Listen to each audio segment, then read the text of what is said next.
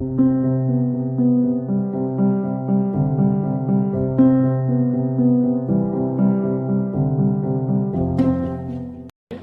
म्हणजे मानवता आहे.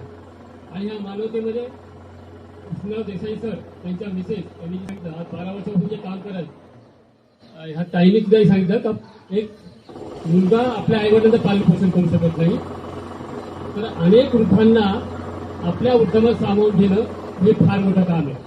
हे म्हणजे महापुरुषार्थ पराक्रमाचं काम आहे. कारण ही सर्वसामान्य व्यक्ती ह्या गोष्टी त्यांच्याकडनं घडत असतात आणि म्हणून ह्या जीवनात फार मोठं काम समाजाला एक प्रेरणा देण्याचं काम ते करत आहे. त्याच्या व्यतिरिक्त इथं ताई यांनी सुद्धा एक प्रबोधन केलं. म्हणजे आज अनेक लोक असे समाजामध्ये निर्माण झाले पाहिजे ज्याच्याने लोकांना प्रेरणा मिळेल, आदर्श मिळेल.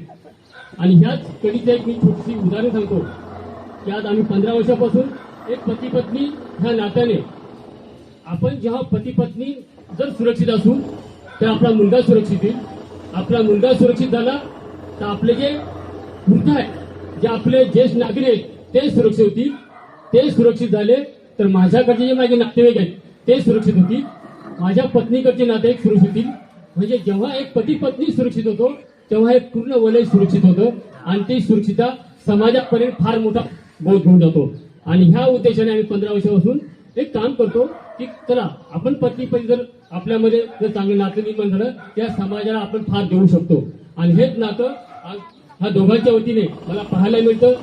नंतर साथ असल्याशिवाय काम करणं कठीण आहे. एखाद्या व्यक्तीचं काम करण्याची इच्छा असते पण त्याला जर साथ नसेल तर तिथे कुठेतरी अडथळा येतो. पण जर ती साथ आपल्या पार्टनरची असेल, आपल्या घरातल्याची असेल तर तो माणूस अशक्य गोष्टी सुद्धा शक्य करू शकतो. हे मी स्वतः अनुभवलेलं आहे. आणि ह्या निमित्ताने आज त्यांना प्रयत्न करतो. इथेच सांगतो, तुमच्या सर्वांचं 2 शब्द तुम्ही ऐकल्याबद्दल मनापासून अभिनंदन. Okay, thank you.